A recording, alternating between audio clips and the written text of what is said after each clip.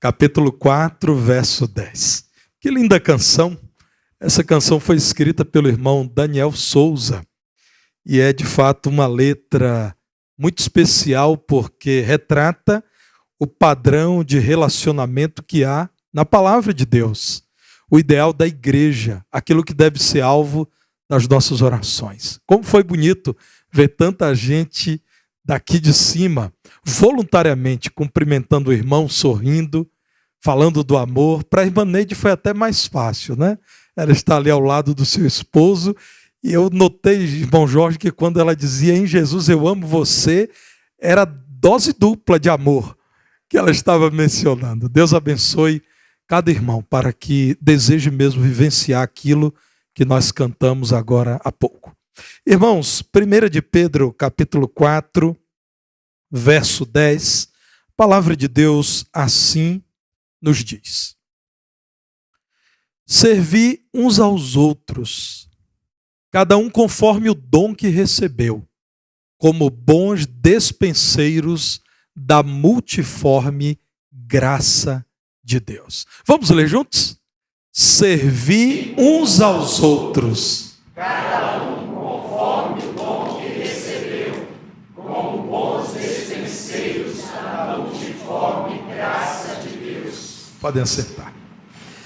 Estamos estudando biblicamente um tema que é necessário na vida da igreja, por isso é recorrente: a mutualidade. O compromisso que um crente deve ter com o outro, o cuidado com o relacionamento fraternal, a valorização de cada membro do corpo de Cristo, a disposição para cuidar do irmão e dele receber cuidado com alegria. Meus irmãos, quero falar sobre este mandamento bíblico que é a decisão por servirmos uns aos outros, por servirmos mutuamente. Na verdade, a palavra de Deus, antes de nos ordenar servir uns aos outros, nos apresenta o fundamento desta decisão, desta prática, que é a escolha pela vida em amor. Porque o amor cristão não é aquele conhecido como platônico, ideal. É amor que se traduz na prática, por atos de serviço. Vejam o verso 8 de 1 de Pedro 4, quando Deus usa o apóstolo Pedro para dizer: acima de tudo, porém, tende amor intenso uns para com os outros. Esse é o maior de todos os mandamentos da mutualidade cristã.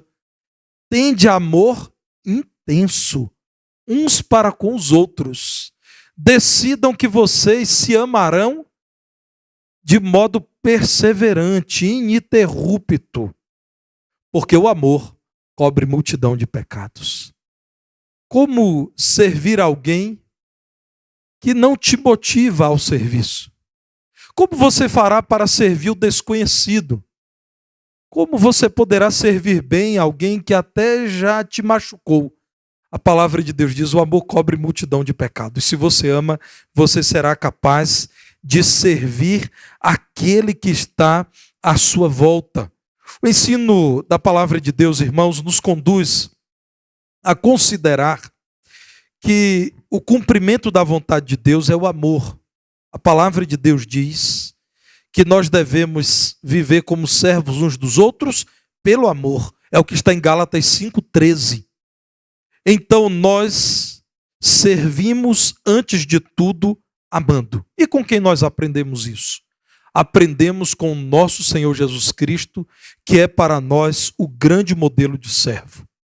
As profecias no Antigo Testamento se referiam ao Salvador, ao Messias que viria, e ele já veio, é Jesus, como um servo sofredor, mesmo sendo incompreendido, mesmo sendo maltratado, mesmo tendo sido alvo da violência do homem a quem ele amou, ele se portou como servo.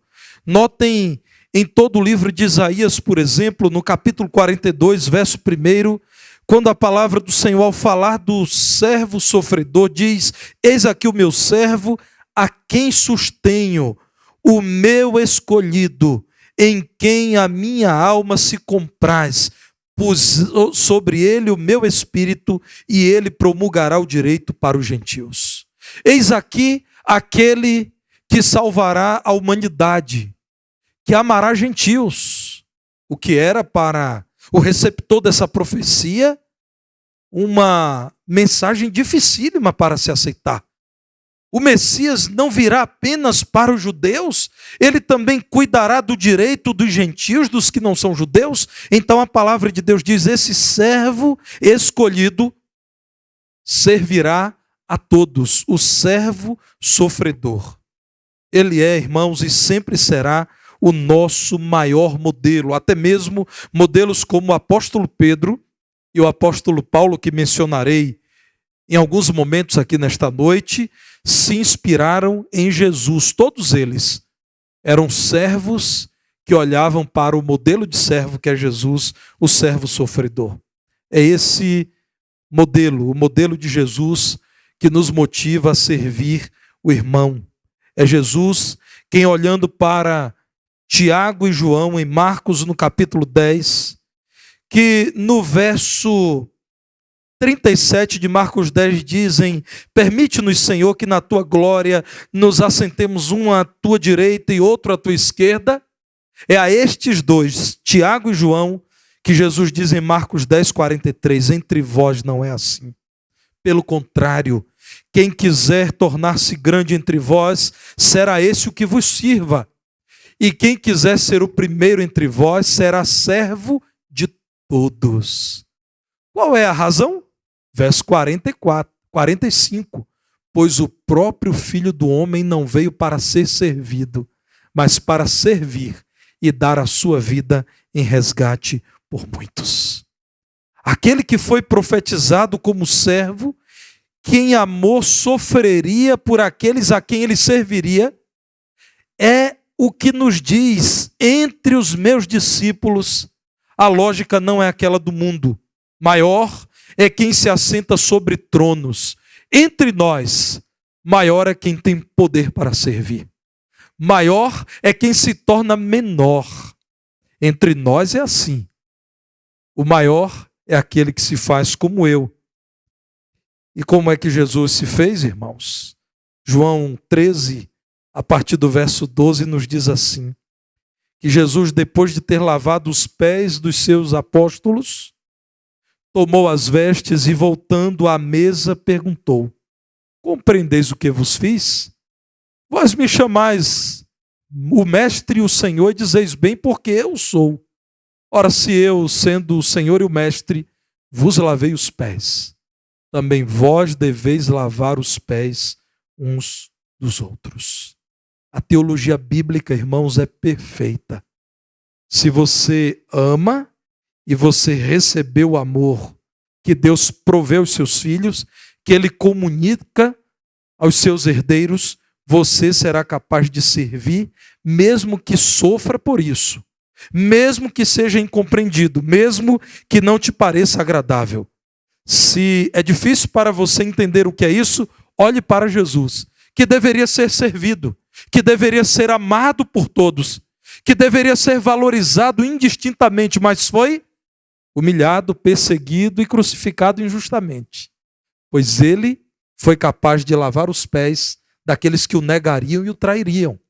Em Filipenses, no capítulo 2, a partir do verso 5, Deus usa Paulo, e Paulo combina com Pedro, é a mesma teologia bíblica, em Efésios 2, Filipenses 2:5, para dizer assim: tende em vós, irmãos, o mesmo sentimento que houve também em Cristo Jesus, pois ele, subsistindo em forma de Deus, não julgou como usurpação o ser igual a Deus.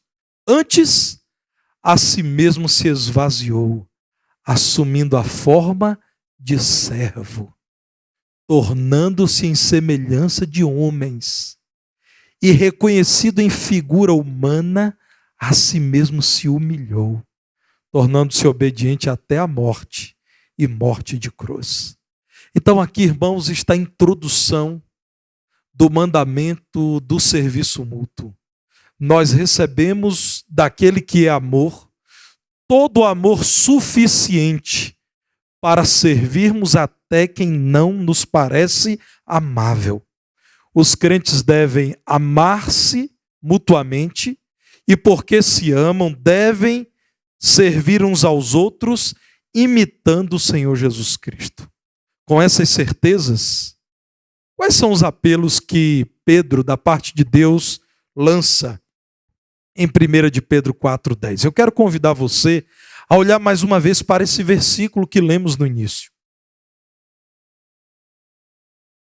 1 de Pedro 4,10, Pedro está dizendo: sirvam pela graça de Deus. Pedro está dizendo: servir uns aos outros em conformidade com aquilo que Deus provê. Irmãos, servir aqui é a palavra diaconuntes, que deriva do verbo diaconel. Lembrem de diáconos. Os diáconos são servos.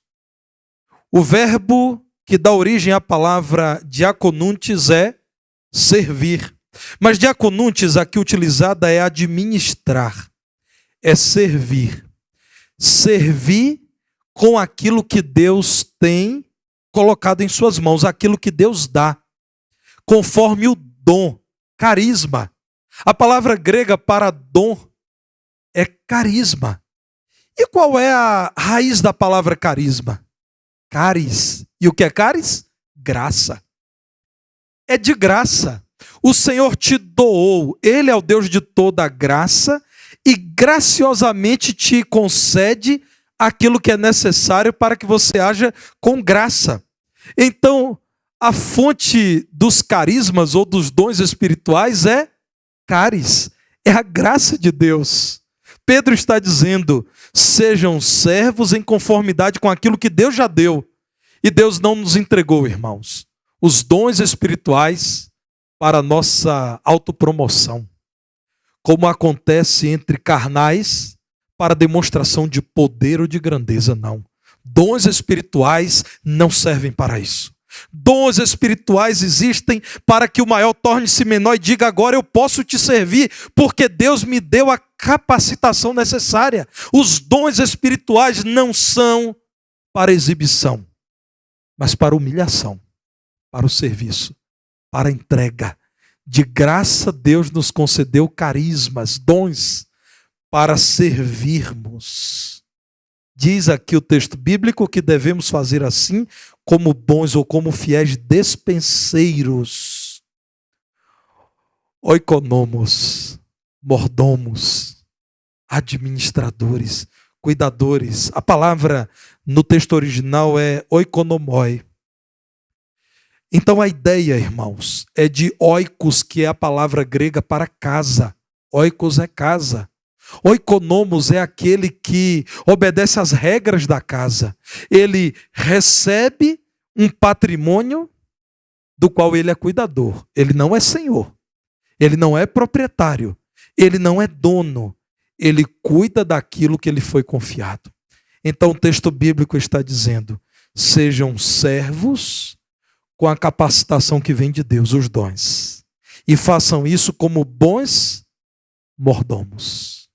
Como bons oikonomos, como gente que sabe, as vidas pertencem ao Senhor, a minha capacitação vem do Senhor, eu existo então para utilizar esses dons espirituais para cuidar muito bem da casa do Senhor e glorificar a Deus, bons dispenseiros da multiforme graça de Deus. Então Deus concede a um a capacidade de pregar os oráculos de Deus, as verdades de Deus. A outro, a capacidade de ensinar.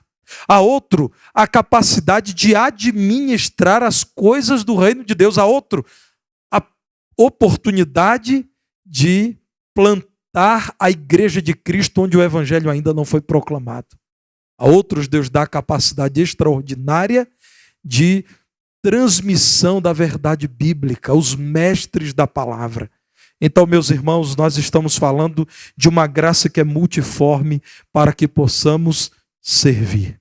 Deus nos comunica o compromisso que Ele tem com a humanidade, para que nós também tenhamos o compromisso de servir ao próximo, muito especialmente na família da fé, que é a igreja. João, o apóstolo, na sua primeira carta, capítulo 3, verso 10, diz o seguinte, 1 de João 3,10. Nisto são manifestos os filhos de Deus e os filhos do diabo. Todo aquele que não pratica justiça não procede de Deus, nem aquele que não ama seu irmão. Não vem de Deus. Não tem compromisso com Deus quem não ama o seu irmão. Agora vamos saltar para o verso 16. Nesse mesmo capítulo, João diz assim: nisto conhecemos o amor, que Cristo deu a sua vida por nós, e devemos dar a nossa vida pelos irmãos. Quem vem de Deus, quem procede de Deus, quem ama o irmão a ponto de dar a sua vida como Cristo deu por nós, irmãos, isso é o Evangelho.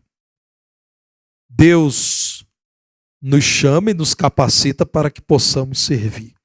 O grande teólogo João Calvino, ao falar de serviço, irmãos, e eu li há pouco tempo acerca disso, diz o seguinte, eu fiz 2 destaques naquilo que Calvino escreveu. Está aí para os irmãos, olha, ele diz assim, todas as bênçãos de que gozamos são depósitos divinos que temos recebido com a condição de distribuí-los aos demais. Irmãos, quase que eu aplaudi Calvino de pé. Esse é o espírito do Evangelho. Irmãos, Deus sabe quem eu sou. Pecador, limitado, falho, inconsequente. Por que Deus me concederia tantos bens espirituais? Ah, meus irmãos, não é sem propósito que Deus faz isso. Deus é santo, Deus é sábio. Tudo que Ele nos dá para distribuirmos, para abençoarmos. Isso é o Evangelho. Mas meu amigo Calvino diz algo mais. Ele diz assim, na igreja de Cristo não há ninguém tão pobre que não possa compartilhar conosco algo de valor. Isso é para você que, enquanto me ouvia, estava dizendo que maravilha. Os pastores da igreja agora sabem que eles devem me servir, os diáconos também. O professor da escola bíblica e os instrumentistas, os músicos já sabem, eles existem para me servir. Não, meu irmão, você existe para servir. Talvez você tenha dito, eu não estou nessa lista porque eu ainda não identifiquei nenhum dom. Não. Você precisa olhar com atenção para a sua vida. Não existe um crente que possa declarar de modo acertado que não tem qualquer dom espiritual. Assim como nenhum crente pode dizer, eu tenho todos os dons, eu sou uma igreja completa. Não existe isso. Eu me basto. Irmãos, Deus em sua graça tem distribuído um tesouro maravilhoso para os crentes, a fim de que eles sirvam. É o que o apóstolo Pedro está dizendo, sirvam-se mutuamente. Vejam agora 1 de Pedro 4,9, o versículo anterior ao texto áureo dessa noite. Pedro está dizendo, sede mutuamente. Você com o irmão com você, hospitaleiros sem murmuração. Você precisa servir o irmão recebendo, cuidando dele, dando-lhe atenção. Faça isso, mas faça sem murmuração. Então, sirvam. Sejam diáconos uns dos outros. Assim como a igreja ordena missionários e os envia aos campos, mas cada crente é um missionário onde está, a igreja, irmãos, consagra diáconos. Mas cada crente, na verdade, exerce a diaconia, que é o serviço cristão, com aquilo que Deus dá, como um bom administrador da multiforme graça de Deus. Sirvam pela graça, mas sirvam também em todo o tempo. Irmãos, eu quero compartilhar a oração de George Whitefield, à beira da morte. Homem de Deus, pregador fiel do Evangelho, um homem temente ao Senhor. Aquele que escreveu a biografia deste homem de Deus, registra a oração dele no fim da sua vida E eu compartilho com os irmãos agora aquilo que ele disse. Eu tenho uma citação separada para os irmãos. Vejam o que ele disse, irmãos, à beira da morte, esse homem de Deus. Senhor Jesus, estou exausto em teu trabalho, mas não do teu trabalho. Se ainda não completei meu curso, deixa-me ir falar por ti mais uma vez nos campos e selar a verdade e voltar para casa para morrer. Eu li isso, Alexandre, em um livro extraordinário, editado no Brasil pela editora Vida Nova, Imortalidade. Esse livro, irmãos, conseguiu reunir declarações de descrentes e de crentes à beira da morte. Essa de todas foi a que mais me tocou. Como um homem, no fim da sua vida, cansado e doente, diz: Senhor, eu estou exausto, mas não é do teu trabalho, eu estou exausto no teu trabalho por conta das minhas limitações. Se ainda há algo que eu possa fazer, façamos um acordo, Senhor. Me levante da cama, me leve ao lugar onde eu deva pregar, eu prego e volto para casa para morrer, Senhor. Não há nenhum problema em morrer, mas se há mais uma oportunidade de servir, me dê forças, eu levantarei da cama, servirei e voltarei para morrer. Meus irmãos, como me impressiona a declaração desse homem. Servir o tempo todo. Nós não servimos quando escalados. Nós estamos escalados para servir a vida toda. Nós devemos viver como servos dos irmãos. O meu amigo apóstolo Paulo, em Atos 20, versos 34 e 35, faz uma bela declaração aos pastores da região de Éfeso, que se reuniram em Mileto, e ali há uma despedida de Paulo para esses irmãos, líderes da igreja. E olhando para aqueles a quem ele serviu em Éfeso, ele diz assim: vós mesmos sabeis que estas mãos serviram para o que me era necessário, a mim e aos que estavam comigo. Tenho-vos mostrado em tudo que, trabalhando assim, é mister socorrer os necessitados e recorrer às palavras do próprio Senhor Jesus. Mais bem-aventurado é dar do que receber.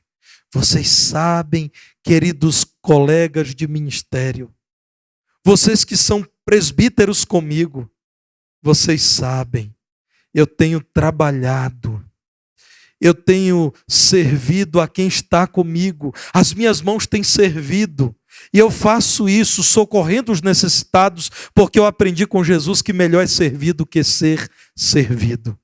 Entenda, meu irmão, que você deve viver como servo do seu irmão, mantendo esta atitude de compromisso com o serviço ao irmão por toda a vida. Esqueça pendurar chuteiras. Você pode pendurar chuteiras lá na empresa em que você trabalha. Esqueça a aposentadoria da vida cristã. Você pode aposentar-se da sua carreira profissional. Mas na vida cristã, meu caro irmão Edson, não tem aposentadoria. Eu não sei se eu decepcionei alguém que na altura dos seus 90 anos de idade acredita que pode não fazer mais coisa alguma. Não, pode e deve fazer muito. Acreditem, meus irmãos, cuja idade já é elevada. Deus tem dado a vocês grandes possibilidades de serviço. Na oração, no aconselhamento, na presença firme. Vocês têm muito ainda para fazer. O salmista diz que o justo florescerá na casa do Senhor. Ainda em longa idade dará os seus frutos. Meus irmãos, o ensino bíblico é que nós vivemos para servir o tempo todo, senão a nossa vida não serve, não tem sentido.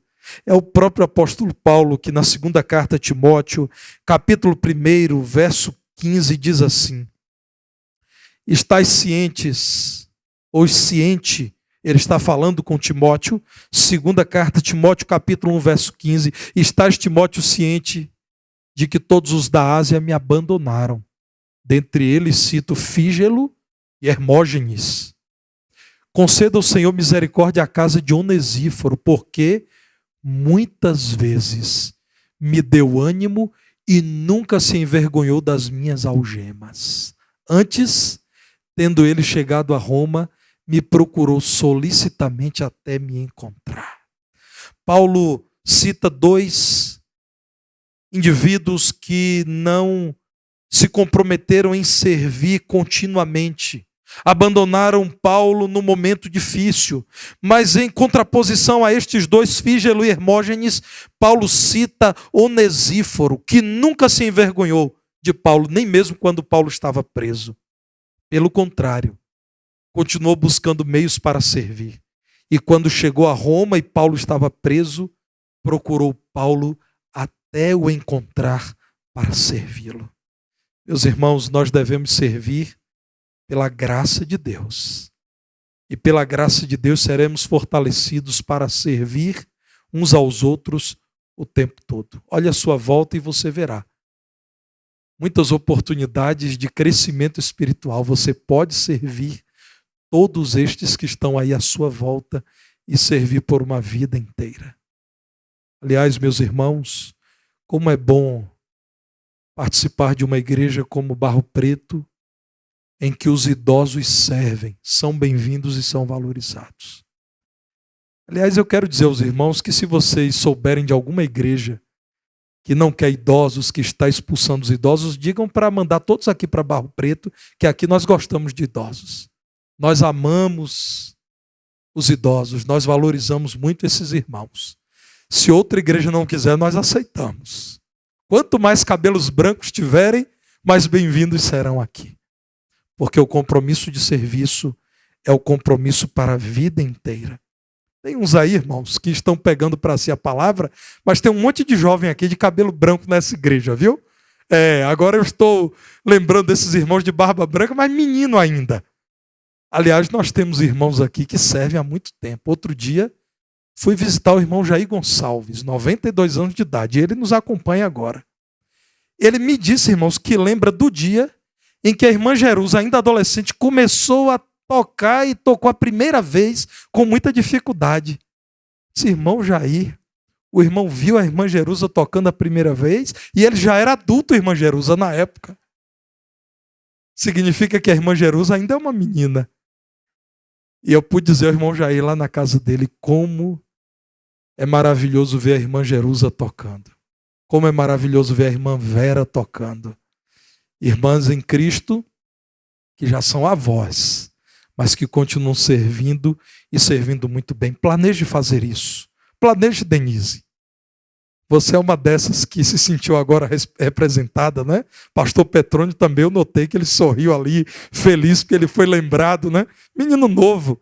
Planejem, irmãos, servir durante toda a vida. Irmãos, a gente conhece da vida cotidiana pessoas que eram muito ativas, professores, bancários, médicos, e quando aposentaram, até porque estavam cansados e deixaram de fazer tudo de uma hora para outra, esses irmãos passaram a experimentar alguma dose de tristeza, de depressão. Então, meus irmãos, planejem servir ao longo de toda a vida. É possível que você não consiga fazer o que o jovem faz. É possível que você não atenda aos convites do pastor Estevão para fazer trilha lá no Parque das Mangabeiras. Mas há outras oportunidades de serviço. Não desista de servir. Não desista de, cheio do amor de Deus que transborda em nossos corações, decidir por uma vida inteira se colocar a serviço do seu irmão. Sirva assim, priorizando o interesse do seu irmão. Eu quero convidar os irmãos a olharem para 1 Coríntios capítulo 10, verso 33. 1 Coríntios 10, 33. Diz assim o apóstolo Paulo: assim como também eu procuro em tudo ser agradável a todos, não buscando o meu próprio interesse, mas o de muitos, para que sejam salvos. Paulo está dizendo aos crentes em Corinto, no momento da história dessa igreja em que as divisões estavam ameaçando a unidade, a paz da igreja, Paulo diz: meus irmãos, não façam isso. Não sejam causa de tropeço nem para a ala judaica da igreja, nem para a ala de origem gentia na igreja. Não causem dissensão na igreja. É o que eu faço, irmãos. Eu procuro ser agradável a todos, buscando não meu próprio interesse, para que muitos sejam abençoados. Ame o irmão como você ama a si mesmo. Ame o seu próximo como se ele fosse você. Como se a dor que ele sente doesse mais em você. Sirva priorizando o interesse do irmão. Somente com o amor de Cristo derramado em seu coração, você entenderá essa lógica que não é desse mundo. Esse mundo dirá, sirva fazendo network. Sirva considerando que a pessoa a quem você beneficiou poderá te indicar um bom caminho profissional, poderá te ajudar. Essa é a lógica do nosso mundo. A lógica do cristianismo é o amor de Deus encheu seu coração e transborda. E transborda de tal modo que você é capaz de servir o irmão como se estivesse servindo a você. Porque o crente entende que a oportunidade de servir é a oportunidade de glorificar a Deus. Tiago capítulo 2, versos 15 e 16, são 2 versículos que destaco para reforçar essa verdade bíblica. Tiago capítulo 2, verso 15 diz assim: se um irmão ou uma irmã estiverem carecidos de roupa e necessitados do alimento cotidiano, e qualquer dentre vós lhes disser, ide em paz, aquecei-vos e fartai-vos, sem contudo lhes dar o necessário para o corpo, qual é o proveito disso? Assim também a fé, se não tiver obras, por si só está morta. Deus lhe deu a oportunidade de servir o irmão. Então, para você aparecerão pessoas sem roupa, necessitadas do alimento, e mais do que dizer, vão na paz do Senhor. Vocês deverão buscar meios para cobrir essas pessoas e para alimentá-las. Nós fazemos isso, irmãos, na medida em que nós apoiamos constantemente a Missão Batista Cristolândia, que está instalada aqui na Lagoinha, às margens da Avenida Antônio Carlos, buscando retirar da dependência química vidas que estão perdidas. Nós fazemos isso na nossa luta incessante por cuidar e melhorar o Recanto Vida, onde preciosas vidas, idosas e enfermas estão residindo. Nós fazemos isso, irmãos, por meio do Ministério de Ação Social dessa igreja, que oferece a palestra gratuita ao nosso vizinho que enfrenta as dificuldades econômicas do nosso tempo, mas que também leva o Costurando Esperança, kits para gestantes pobres do Hospital Sofia Feldman. Nós fazemos isso, meu irmão, porque Deus nos tem dado a oportunidade de servir. John MacArthur, pastor norte-americano e grande escritor, ao falar do Evangelho, define assim: o verdadeiro Evangelho é um chamado para o autossacrifício e não para a autorrealização. Não há evangelho, irmãos, na pregação que te convida a enriquecer. Não há evangelho na pregação que te diz, entregue dinheiro e receba esse dinheiro em dobro. O evangelho é um chamado para o autossacrifício, para a cruz, tomar a cruz, e não para a autorrealização, porque o crente realiza-se em Cristo Jesus, imitando Cristo, o crente se realiza. Então sirvam priorizando o interesse do irmão. Devemos praticar este mandamento da mutualidade, servirmos uns aos outros. Este mandamento permite, inclusive, que a igreja experimente unidade. E quando servimos, irmãos, nós também não sobrecarregamos a igreja. Ao falar das viúvas, em grande quantidade na igreja primitiva, e do modo geral elas não gozavam com qualquer sistema de previdência social ou privada como temos em nossos dias, o apóstolo Paulo diz, irmãos, cuidem das suas viúvas na medida do possível para que vocês não sobrecarreguem a igreja. Entendam que é o privilégio de vocês cuidar dessas vidas carentes de assistência. 1 Timóteo capítulo 5, verso 8, se alguém não tem cuidado dos seus, e especialmente dos da sua própria casa, tem negado a fé e é pior do que o descrente. Nesse mesmo capítulo, verso 10, seja recomendada a viúva pelo testemunho de boas obras, aquela que tenha criado filhos, exercitado hospitalidade, lavado os pés aos santos, socorrido atribulados, se viveu na prática zelosa de toda boa obra. A palavra de Deus dizendo, ela não é pesada, nós cuidamos dela porque ela também tem cuidado da igreja, ela tem cuidado daqueles que precisam ter os seus pés lavados, tem socorrido atribulados. Nesse mesmo capítulo, verso 16 diz, se alguma crente tem viúvas em sua família, socorra-as e não fique sobrecarregada a igreja, para que esta possa socorrer as que são verdadeiramente viúvas. Se alguém pode, com esforço e trabalho, fazer algo, faça. Não sobrecarregue a igreja. Se Deus tem dado a você a oportunidade de fazer por alguém que é necessitado, faça. Cada crente deve viver como ministro do Senhor, com as capacidades espirituais vindas do Senhor, com a oportunidade de buscar ao Senhor em oração, com o tempo que Deus dá, com os recursos financeiros que Deus concede, com a família que Deus concede. Cada crente deve viver como um servo do Senhor, a serviço dos servos do Senhor. Então Paulo aqui cita os ministérios, a partir da compreensão de que existem dons de palavra e de ação. 1 de Pedro 4,11.